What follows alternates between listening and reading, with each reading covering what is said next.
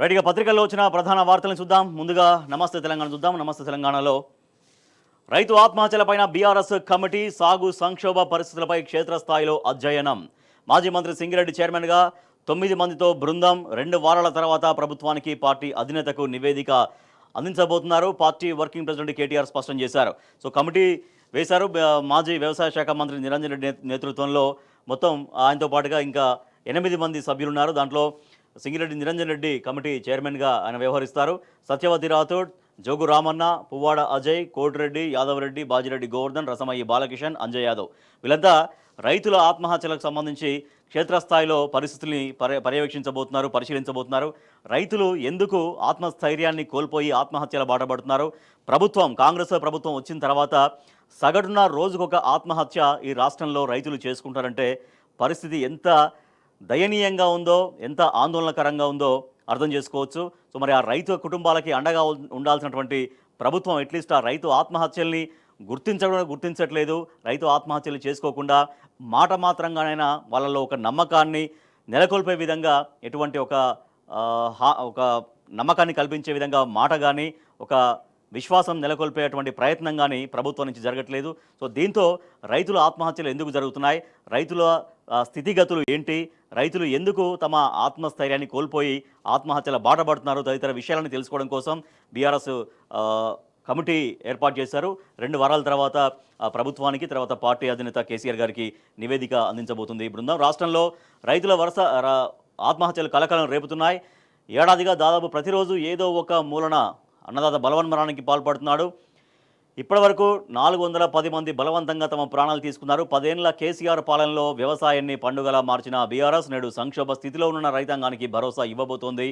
అన్నదాతల బలవన్మరణాలు, సాగు సంక్షోభం పైన క్షేత్రస్థాయిలో అధ్యయనం చేయడానికి బీఆర్ఎస్ సిద్ధమైంది. సో రైతులు ఎందుకు ఆత్మహత్య బాటపడుతున్నారు, వ్యవసాయాన్ని పండగలా భావించినటువంటి రైతాంగం ఇవాళ ఎందుకు ఒక భారంగా ఫీల్ అవుతున్నారు, సాగు సంక్షోభ పరిస్థితులు ఏమున్నాయి, రైతుల స్థితిగతులు ఎట్లా ఉన్నాయి, వాళ్ళ జీవన విధానం ఎట్లా ఉంది, వాళ్ళు ఎందుకు ఆత్మహత్యలు బాధపడుతున్నారు అనేది అర్థం కానటువంటి పరిస్థితి, అంటే ఒక ఆందోళనకరమైన పరిస్థితి నెలకొంది. దాదాపుగా సరే ఎక్కడో ఒకటి అంటే వేరు, కానీ రోజు ఒకటి దాదాపుగా కాంగ్రెస్ ప్రభుత్వం ఏర్పడి కరెక్ట్గా 400 రోజులు అయిపోయిన తర్వాత 407-8 రోజులు అవుతుంటే టోటల్గా రోజుకొకటి యావరేజ్గా రైతు ఆత్మహత్య చేసుకోవడం చాలా బాధాకరమైన విషయం, చాలా అందరిలో ఆందోళన కలిగిస్తుంది. ఇట్లయితే వ్యవసాయం యొక్క ఉనికి, వ్యవసాయం యొక్క మనుగడ ప్రశ్నార్థకంగా మారే అవకాశం ఉంది. ఇప్పటికీ రాలినటువంటి మట్టి పూలు మొత్తం 406 మంది. నిన్న మరొక 4 రైతులు ఆత్మహత్యకు పాల్పడ్డారు. శేఖర్ రెడ్డి, బానో తిరుపతి, యాదయ్య, లింగన్న. మరో 4 బలవన్మరణం.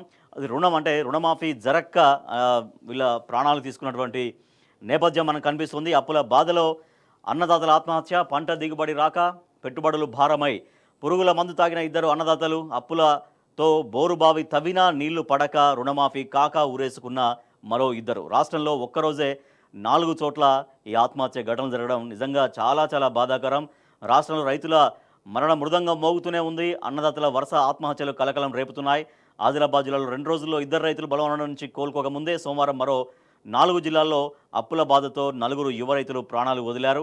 వేసిన పంటలు చేతికి రాక, వచ్చిన పంటకు సరైన మద్దతు ధర లేక, బోరుబావుల్లో నీళ్లు పడక, అప్పులు భారమై 3 రుణమాఫీ కాక మనస్తాపంతో 1 తనువు చాలించారు. జోగులాంబ, గద్వాల. దీనికి సంబంధించిన డీటెయిల్స్ ఇంకా లోపల పేజీలో చూద్దాం, ఎక్కడెక్కడ ఏ జిల్లాకు సంబంధించిన వాళ్ళు అనేది. సో దాంతోపాటుగా నాడు ధగధగ నేడు ధర దడ. తెలంగాణ భవన్లో సోమవారం జరిగిన బీఆర్ఎస్ కార్మిక విభాగం క్యాలెండర్ ఆవిష్కరణ సందర్భంగా పార్టీ వర్కింగ్ ప్రెసిడెంట్ కేటీఆర్తో కరచాలనం చేస్తున్నటువంటి హమాలి యూనియన్ రాష్ట్ర అధ్యక్షుడు శ్రీనివాస్, చిత్రంలో మండలిలో విపక్ష నేత మధుసూనాచారి. దారుణంగా పడిపోయిన భూముల ధర, కేసీఆర్ పాలనలో కోటి పలికిన ఎకరం, నా బిడ్డ కోటీశ్వరరాలైందని సంబరపడ్డాం, ఇప్పుడు ఎకరం 70 లక్షలకు కూడా అడిగేటోళ్ళు లేరు. కేసీఆర్ హయాంలో సకల జనం సల్లగున్నారు, కాంగ్రెస్ వచ్చినాక అందరం బాధపడుతున్నాం.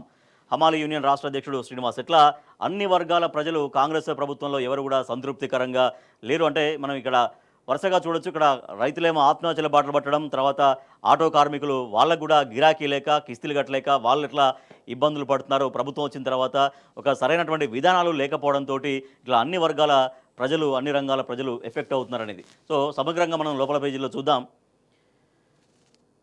సంఘటితంగా కొట్లాడదాం, హామీల అమలుపై సర్కారును నిలదీద్దాం, మనలో పోరాట పటిమ పోలేదు, కేసులకు భయపడొద్దు, నిలదీద్దాం. కాంగ్రెస్ పాలనలో కార్మికుల బతుకులు అగమ్య గోచరం, తెలంగాణ భవన్ జనతా గ్యారేజ్. కార్మిక లోకానికి బీఆర్ఎస్ అండగా ఉంటుంది. బీఆర్టీయూ క్యాలెండర్ ఆవిష్కరణలో కేటీఆర్ స్పష్టం చేశారు. ఏడాది పాలనలో అడుగడుగున దగ, అన్ని వర్గాల్ని కాంగ్రెస్ మోసం చేసిందంటూ మండలిలో ప్రతిపక్ష నేత మధుసూదనాచారి కూడా ఆగ్రహం వ్యక్తం చేశారు. కాంగ్రెస్ ఏడాది పాలనలో కార్మికులకు అడుగడుగున అన్యాయం జరిగిందంటూ శాసనసభలో శాసన మండలి ప్రతిపక్ష నేత మధుసూదనాచారి మండిపడ్డారు. అధికారంలోకి వచ్చిన ఏడాదిలోనే అన్ని వర్గాలను దగా చేసిందంటూ ఆయన విమర్శించారు. అప్పులపై తప్పుడు లెక్కల్ని తిప్పి కొట్టాలే. కేసీఆర్ 10 ఏళ్లలో 4,000 కోట్ల అప్పులు చేసి అనేక ఆస్తులు సృష్టించారని, 4 లక్షలు యాక్చువల్గా, భూముల విలువ పెంచి పేదలకు ఆర్థిక భరోసా కల్పించారని, నల్లగొండ జిల్లా దామరచెరులో 4,000 మెగావాట్ల విద్యుత్ ప్లాంట్ కట్టారని, కాళేశ్వరం లాంటి మహోన్నత ప్రాజెక్టుతో పాటు సచివాలయం, 33 జిల్లాల్లో మెడికల్ కాలేజీలు, వైద్యశాలలు, గురుకులాలు నిర్మించారంటూ కేటీఆర్ గుర్తు చేశారు. కానీ కాంగ్రెస్ ప్రభుత్వం వచ్చినటువంటి ఏడాదిలోనే 1,40,000 కోట్ల అప్పులు చేసిందైతే ఏమీ లేదు అంటూ ఆయన ఆగ్రహం వ్యక్తం చేస్తున్నారు. రైతుల ఆత్మహత్యలన్నీ సర్కారు హత్యలే. ఏడాదిలో 400 మంది ఆత్మహత్య అయినా సర్కారులో చలనం లేదు అంటూ మాజీ వ్యవసాయ శాఖ మంత్రి సింగిరెడ్డి నిరంజన్ రెడ్డి ఆగ్రహం వ్యక్తం చేస్తున్నారు. జైల్లోనే మగ్గుతున్న లగచర్ల రైతు 60 రోజులుగా చెంచల్గూడ జైల్లోనే రిమాండ్ ఖైదీగా ఉంటున్న సురేష్.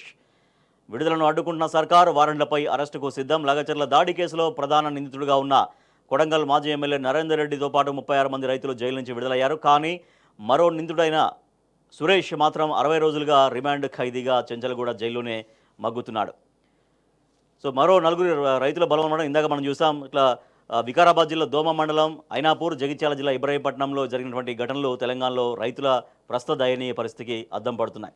బోరుబావులు పెట్టుబడికి అప్పు చేసి దోమ మండలం ఐనాపూర్కు చెందిన బ్యాగరి యాదయ్యకు అరెకరం పొలం ఉంది. ఇందులో కొంతకాలంగా ప్రైవేటు వ్యక్తుల దగ్గర 2 లక్షలు అప్పు చేశాడు. 4 బోర్లు వేశాడు. అయినా కూడా ఫలితం లేకపోవడంతో ఇక తెచ్చినటువంటి అప్పులు మరి వాళ్ళు ఊరుకోరు కదా, వాళ్ళు అడుగుతుంటారు, వాళ్ళు ప్రెజర్ పెడుతుంటారు. దాంతో ఇంకా ఏం చేయాలో తెలియక చివరికి ఆత్మహత్యను ఎంచుకొని తనువు చాలించినటువంటి ఒక విషాదకరమైనటువంటి పరిస్థితి మనం చూస్తాం. అట్లా ప్రాణాలు కోల్పోతున్నటువంటి రైతులకు ఒక ఓదార్పు లేదు, వాళ్ళకు ఒక భరోసా లేదు, వాళ్ళలో ఒక విశ్వాసం పొందేలాగా ప్రభుత్వం ఎటువంటి విధానాలు చెప్పకపోవడంతో, ఎటువంటి ఒక నమ్మకమైన మాట చెప్పకపోవడంతో రైతులు ఈ రకంగా ఆత్మహత్య బాటపడుతున్నారు. దాంతో అసలు రైతులు ఎందుకు ఆత్మహత్య బాటపడుతున్నారు, రైతులు ఎందుకు స్థైర్యాన్ని కోల్పోతున్నారు, ఎందుకు ధైర్యాన్ని వీడి ఆత్మహత్యలకు పాల్పడుతున్నారంటూ బీఆర్ఎస్ ఒక కమిటీ ఏర్పాటు చేశారు. ఆ కమిటీ 2 వారాలు రాష్ట్రంలోని అన్ని ఏరియాలు తిరిగి అన్ని క్షేత్రస్థాయిలో పరిశీలించి రైతుల స్థితిగతులు, వ్యవసాయ స్థితిగతులు నివేదిక పూర్తిగా ప్రభుత్వానికి అలాగే బీఆర్ఎస్ అధినేత కేసీఆర్కి సమర్పించబోతున్నారు. రైతుపై కాంగ్రెస్ నాయకుల దౌర్జన్యం, అక్రమంగా బాట వేయొద్దు అన్నందుకు అన్నదాతపై అధికార పార్టీ నేతల దాడి, పట్టించుకొని పోలీసు, రెవెన్యూ శాఖల అధికారులు, తహసీల్దార్ కార్యాలయంలోనే రైతు దంపతుల ఆత్మహత్యాయత్నం. చెప్పు.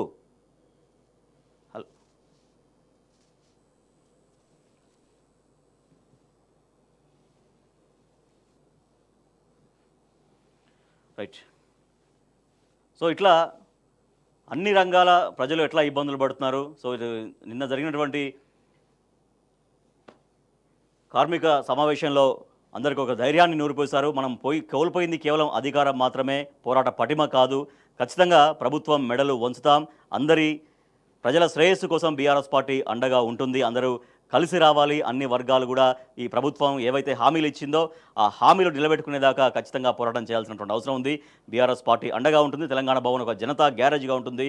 ఎటువంటి సమస్యలను కూడా తెలంగాణ భవన్కు రావచ్చు అంటూ కేటీఆర్ రాష్ట్ర ప్రజలకు కూడా చెప్పారు. మనం ఈ ఫోటో చూస్తున్నాం. ఇది కాళేశ్వరంలోని రంగనాయక సాగర్ నిండు కుండలా మారినటువంటి పరిస్థితి చూస్తున్నాం. నిండు కుండను, ఒక నిండు జలాశయాన్ని తలపిస్తున్నటువంటి ఈ రంగనాయక సాగర్. కండ్ల ముందు కటిక నిజం, కాళేశ్వరం జలాలయ సాక్ష్యం. తెలంగాణకు ప్రాణాధార కాళేశ్వరమే. ఆ జల రేఖను చెరిపేయలేరనేది వాస్తవం. రంగనాయక సాగర్లో ఉప్పొంగుతున్న గోదావరిని జల తరంగ దృశ్యానికి సాక్ష్యం ఈ చిత్రం. మాజీ మంత్రి ఎమ్మెల్యే హరీష్ రావు సోమవారం ఎక్స్ వేదికగా ఈ ఏరియల్ ఫోటోను షేర్ చేశారు. వందలాది కిలోమీటర్లు ప్రయాణించి రంగనాయక సాగర్కు చేరిన గోదావరి గంగ. ఇది కాళేశ్వరం సృష్టించిన అపురూప దృశ్యం, అద్భుత జల సౌందర్యం.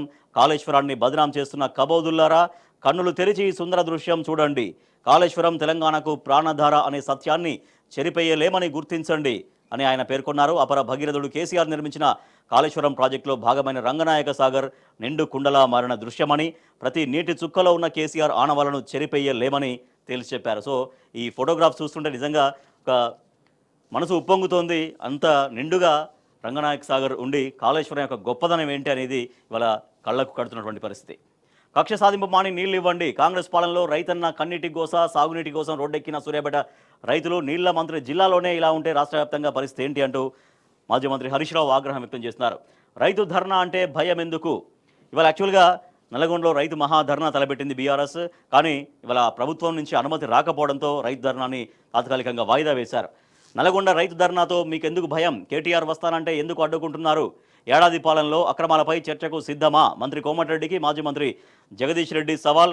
నల్గొండ అభివృద్ధిపై చర్చిద్దామా? 10 ఏళ్ల బీఆర్ఎస్ పాలనలో నల్గొండ అభివృద్ధిపై చర్చించేద్దాముందా అంటూ మంత్రి కోమటిరెడ్డి వెంకటరెడ్డికి జగదీష్ రెడ్డి సవాల్ విసిరారు. 10 ఏళ్లలో ఉమ్మడి నల్గొండ అభివృద్ధికి కేసీఆర్ సహకారంతో తాను వేసిన పునాది రాళ్లు, శంకుస్థాపనలు, ప్రారంభోత్సవాలు, ప్రగతిని లెక్కించడానికి కోమటిరెడ్డి వెంకటరెడ్డి జీవితకాలం కూడా సరిపోదంటూ ఆయన పేర్కొన్నారు. బీఆర్ఎస్తోనే ఉమ్మడి జిల్లా సస్యశ్యామలం. ఉమ్మడి నల్గొండ జిల్లా నుంచి ఫ్లోరైడ్ భూతాన్ని తరిమికొట్టి మిషన్ భగీరథ ద్వారా ఇంటింటికి తాగునీటి అందించిన ఘనత కేసీఆర్దే అంటూ మాజీ మంత్రి జగదీష్ రెడ్డి ఉద్ఘాటించారు. ఏడాది పాలనలో కటింగులు కటాఫ్లే, రాష్ట్రంలో ప్రజలకు ఒరిగిందేమీ లేదు. కాంగ్రెస్ ఏడాది పాలనలో కటింగులు కటాఫ్లే తప్ప రాష్ట్ర ప్రజలకు ఒరిగిందేమీ లేదంటూ కేటీఆర్ దుయ్యబట్టారు. కాంగ్రెస్ ఇచ్చినటువంటి హామీల్లో కోతలు కటాఫ్లపై ఎక్స్ వేదికగా ఆయన ఎండగట్టారు.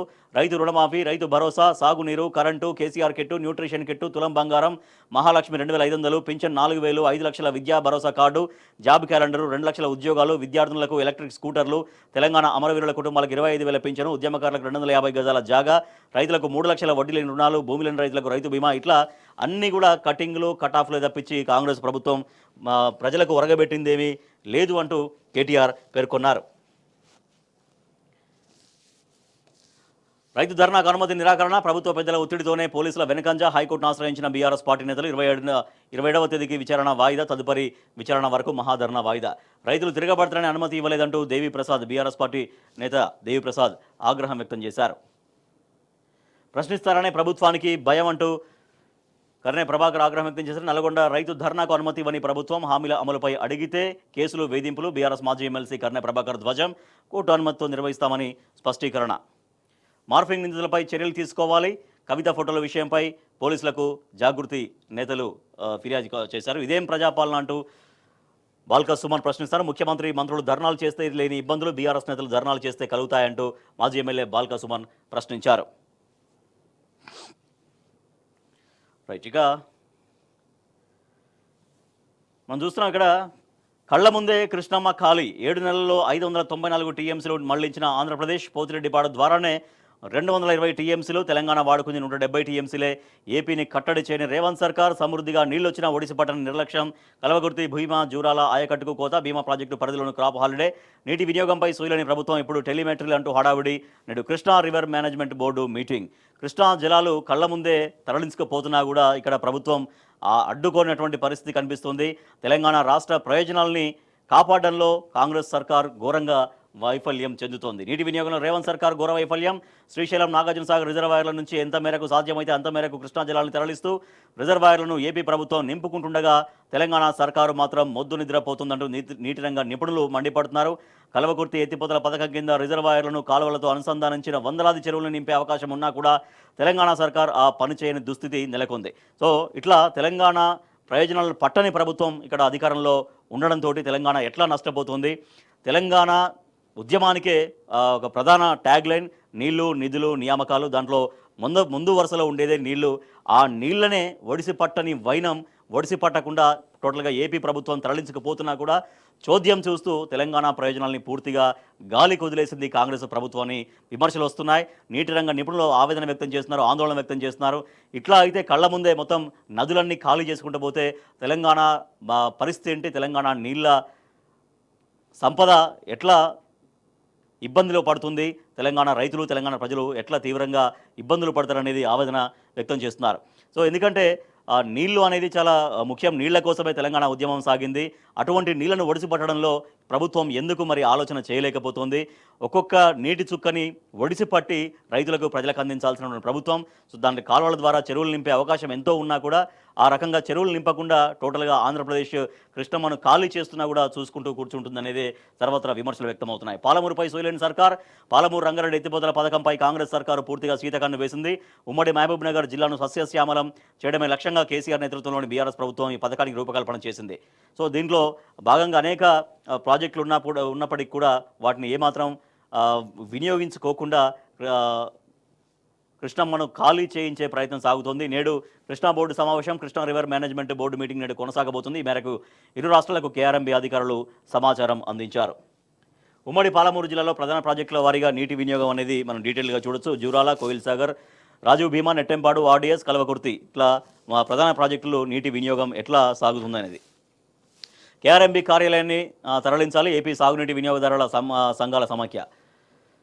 మొదలు వదిలి తోకపై గురి. బ్రహ్మపుత్ర మహానది గోదావరి అనుసంధానం ఊసతని మోడీ సర్కార్. తమిళనాడు రాజకీయాల కోసం గోదావరి మళ్లింపులకు హడావిడి. తెలంగాణ మీదుగా హక్కు జలాలను కూడా తరలించుకుపోయేందుకు ప్రణాళికలు. గోదావరి కావేరీ అనుసంధానం పైన వేగంగా పావులు కదుపుతున్న కేంద్రం. ఎంఓయూలకు సిద్ధమవుతున్న వైనం. తెలంగాణకు పొంచి ఉన్న ముప్పుపై అప్రమత్తం కాని కాంగ్రెస్ ప్రభుత్వం. గోదావరిలో మిగులు జలాలు లేవని ట్రిబ్యునల్ ఏనాడో తేల్చి చెప్పింది. ఎన్డబ్ల్యూడీఏ అధ్యయనాలు కూడా జల లభ్యత తగ్గిందని స్పష్టం చేస్తున్నాయి. అయినా దశాబ్దాల నాటి గణాంకాలతో కేంద్రం హడావిడిగా ముందుకు సాగుతోంది. బ్రహ్మపుత్ర నుంచి గంగానదికి, అక్కడి నుంచి సబర్ణ రేఖ మీదుగా మహానదికి, ఆపై మహానది నుంచి గోదావరికి, తుదకు గోదావరి నుంచి కావేరికి జలాల్ని మళ్లిస్తామని ఇంతకాలం చెప్పింది. కానీ ఇప్పుడు ఆ మాటలన్నీ పక్కన పెట్టి చివరి గోదావరి కావేరి లింకును మాత్రమే చేపట్టేందుకు ఆగమేఘాల మీద సిద్ధమవుతోంది. నీటి కుట్రలు ఇట్లా మళ్ళీ మొదలవుతున్నా కూడా ఇటు కేంద్రం అటు రాష్ట్రం రెండు కూడా ఇక్కడ నీటిని అక్రమంగా తరలించుకునే ప్రయత్నాలు రకరకాల రూపంలో చేసినా కూడా ఇక్కడ కాంగ్రెస్ ప్రభుత్వం ఏమాత్రం పట్టించుకోవట్లేదు అన్నటువంటి విమర్శ వినిపిస్తూ ఉంది. రైట్గా మరొక వార్త చూస్తే నిన్న ప్రొఫెసర్ హరగోపాల్ని అరెస్ట్ చేశారు. నల్లమల్లో మైనింగ్పై కన్నెర్ర. మైలారంలో స్థానికుల రిలే దీక్షలు. తెల్లవారుజామునే ముందస్తు అరెస్టులు. రోడ్డు గడ్డంగా ముళ్ల కంపలతో నిరసన. ఆత్మహత్యకు ప్రయత్నించిన మహిళ. ప్రాణాలు పోయినా తవ్వకాలు జరగనివ్వబోమని స్థానికుల హెచ్చరిక. ఆందోళనకు మద్దతు తెలిపిన పౌర హక్కుల నేత హరగోపాల్ అరెస్ట్ అయ్యారు. నాగర్ కర్నూలు జిల్లా వెల్దండలో పౌర హక్కుల సంఘం నేత ప్రొఫెసర్ హరగోపాల్ని అరెస్ట్ చేశారు పోలీసులు. ఇట్లా ఎవరైతే ప్రజల వైపు ఉంటారో, ఎవరైతే ప్రజల పక్షాన మాట్లాడుతున్నారో వాళ్ళ ఇట్లా ఈ రకంగా అరెస్టులు చేయడం, గొంతు నొక్కే ప్రయత్నం చేయడం ఈ ప్రభుత్వం చేస్తుందనేది చాలా స్పష్టంగా తెలుస్తున్నటువంటి విషయం. సో పూర్తిగా లోపల పేజీలో మనం చూద్దాం. నల్లమల్లో మైనింగ్ తవ్వకాలపైన కన్నెర్ర. నాగర్ కర్నూలు జిల్లా బల్మూరు మండలం మైలారం గ్రామంలోకి పోలీసులు ప్రవేశించకుండా రోడ్డుకు అడ్డంగా స్థానికులు వేసిన ముళ్ల కంపలు, కట్టెలు. ఫోర్త్ సిటీ రోడ్డుకు భూములు ఇయ్యమని మరొక వార్త మనం చూడొచ్చు. ప్రాణత్యాగాలకైనా మేము సిద్ధం. మార్కెట్ ధరకు తక్కువ ఇస్తే ఎలా అంటూ వాళ్ళు ఆగ్రహం వ్యక్తం చేస్తున్నారు. యూరియా కోసం బారులు మొదలైన రైతుల కష్టాలు. సొసైటీల వద్ద అన్నదాతల నిరీక్షణ. మహబూబాబాద్ జిల్లా డోర్నకల్ సొసైటీ వద్ద యూరియా కోసం లైన్లో నిలబడినటువంటి రైతులు బస్తా యూరియా కోసం పడిగాపులు పడుతున్నటువంటి పరిస్థితి అంటూ ఇక ఆందోళనలు కనిపిస్తున్నాయి. చాలా చోట్ల పవర్లూమ్ కార్మికుల ధర్నా. తమ సమస్యలను పరిష్కరించాలని డిమాండ్ చేస్తూ సిరిసిల్ల కలెక్టరేట్ వద్ద, తర్వాత డబుల్ బెడ్రూమ్ ఇల్లు మంజూరు చేయాలని డిమాండ్ చేస్తూ అక్కడ ప్రజలు మహబూబ్ నగర్ దగ్గర, తర్వాత చిల్కోడ్లోని కృష్ణా ట్రేడర్స్ ఫెర్టిలైజర్ షాప్ ముందు ఆందోళన చేస్తున్నటువంటి రైతులు ఫర్టిలైజర్ షాప్లో నకిలీ పురుగు మందులు అంటూ రెగ్యులరైజ్ చేయాలని, విద్యుత్ సంస్థలోని ఆర్టిజన్లకు కన్వర్షన్ ఇచ్చి తమను రెగ్యులరైజ్ చేయాలనేది వాళ్ళు డిమాండ్ చేస్తున్నారు. రుణమాఫీ కాలేదని బ్యాంక్ ఎదుట రైతులు నిరసన వ్యక్తం చేశారు. ఇది రామగిరి దగ్గర. సాగునీటి కోసం రోడ్డెక్కిన రైతన్న. సాగునీటి ఇక్కట్లపైన 15 రోజులుగా సూర్యాపేట జిల్లాలో పలు చోట్ల రైతులు ఆందోళనకు దిగుతున్నారు. వాళ్ళకి అయినా కూడా సాగునీటి ఇవ్వనటువంటి పరిస్థితి.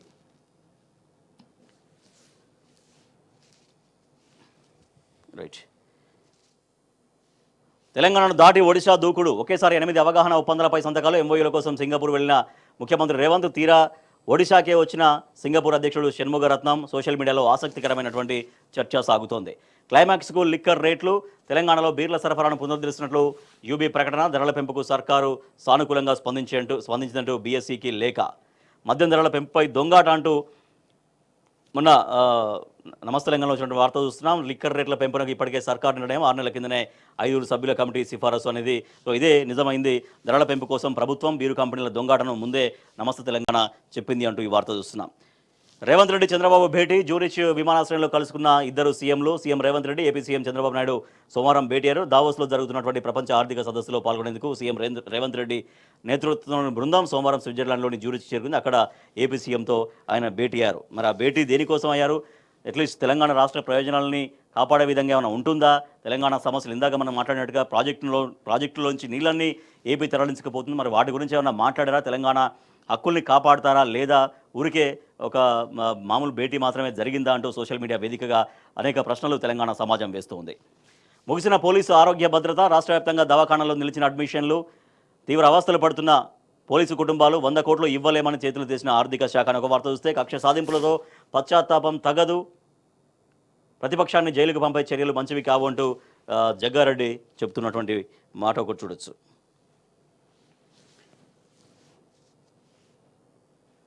స్వర్ణయుగం మొదలైంది, అమెరికాను మళ్ళీ గొప్ప దేశంగా మారుస్తా, అక్రమ వలసలకు ఇప్పటికిప్పుడు అడ్డుకట్ట, అధ్యక్షుడిగా డొనాల్డ్ ట్రంప్ ప్రమాణ స్వీకారం, అట్టహాసంగా వేడుక, హాజరైన ప్రముఖులు, ఉపాధ్యక్షుడిగా జెడి వాన్స్ ప్రమాణం అంటూ ఈ వార్త చూస్తున్నాం.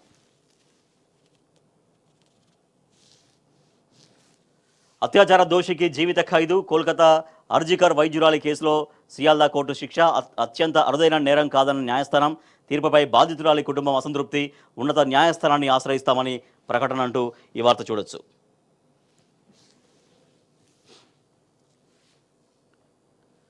బిలియనీర్ల జాతర, ప్రపంచవ్యాప్తంగా వారానికి 4 అవతరణ, గత ఏడాది వెల్లువల కొత్త కోటీశ్వర్లు, 170 లక్షల కోట్లు పెరిగిన సంపన్నుల సంపద ఆక్స్ఫామ్ నివేదికలో వెల్లడి. ఆక్స్ఫామ్ నివేదిక ముఖ్యాంశాలు చూడొచ్చు. ప్రపంచంలోని అత్యంత ధనవంతుడైన ఎలాన్ మస్క్ సంపద విలువ $400 బిలియన్ దాటేసింది. త్వరలో ట్రిలియనియర్ హోదాను కూడా మస్క్ అందుకుంటారని అంచనా. ప్రస్తుత పరిస్థితులను బట్టి 2034 కల్లా ప్రపంచవ్యాప్తంగా 5 ట్రిలియనియర్లు అవతరించవచ్చు. ఏడాది క్రితం ఈ అంచనా 1 ట్రిలియనియర్గానే ఉండడం గమనార్హం. ఇక మిగతా వార్తలు చూస్తే, మిగతా పత్రికల్లో వచ్చినటువంటి వార్తలు చూస్తే, సాక్షిలో ఇక స్వర్ణయుగం అంటూ డొనాల్డ్ ట్రంప్ చేసినటువంటి స్టేట్మెంట్ చూడొచ్చు. అన్నింటి అమెరికా ఫస్ట్ తొలి ప్రసంగంలో డొనాల్డ్ ట్రంప్ 47వ అధ్యక్షుడిగా ఆయన ప్రమాణం చేశారు. ప్రధాని మోడీ తదితరుల అభినందనలు, వెంటనే తన మార్కు చూపించిన ట్రంప్ తొలి ప్రసంగంలోనే సంచలన ప్రకటనలు. సంజయ్కు జీవిత ఖైదు, కోల్కతా జూనియర్ వైద్యురాలపై రేపు హత్య కేసులో బెంగాల్ కోర్టు తీర్పు, 50,000 జరిమానా కూడా విధింపు, బాధిత కుటుంబానికి 17 లక్షల పరిహారం చెల్లించాలని పశ్చిమ బెంగాల్ సర్కారుకు ఆదేశం. తీర్పుపై తల్లిదండ్రుల అసంతృప్తి, పైకోర్టులో అప్పీల్ చేస్తామని వెల్లడి, తమకు పరిహారం వద్దని స్పష్టీకరణ.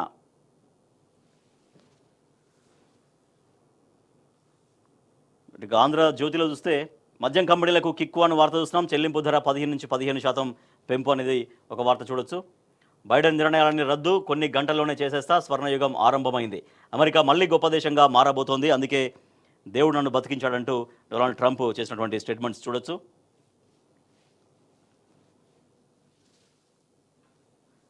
ఈనాడు చూస్తే, ఈనాడులో రైతు ఆత్మహత్యలపైన భారత అధ్యయన కమిటీ ప్రభుత్వానికి దిశానిర్దేశం చేసేలా 2 వారాల్లో నివేదిక అందించబోతుందంటూ బీఆర్ఎస్ వర్కింగ్ ప్రెసిడెంట్ కేటీఆర్ స్పష్టం చేశారు. Telangana today, BRS last power not fighting spirit, will fight for rights of unorganised sector అంటూ కేటీఆర్ పేర్కొన్నారు. నిన్న ఆయన ఆటో కార్మికులు చాలామంది తెలంగాణ భవన్లో ఆయన్ని కలిశారు, వాళ్ళ సమస్యలన్నీ కూడా చెప్పారు. సో బీఆర్ఎస్ కేవలం అధికారం మాత్రమే కోల్పోయింది, పోరాట పటిమ కోల్పోలేదు, కాబట్టి అందరూ ధైర్యంగా ఉండండి, ఖచ్చితంగా బీఆర్ఎస్ పార్టీ అండగా ఉంటుందనేది వారికి నమ్మకాన్ని నింపారు వాళ్ళలో. RG Kar case, Sanjay Roy gets life term till death అని వార్త చూస్తున్నాం. Kolkata court says crime not rarest of the rare అంటూ అక్కడ తీర్పు సంబంధించినటువంటి వార్త చూడొచ్చు.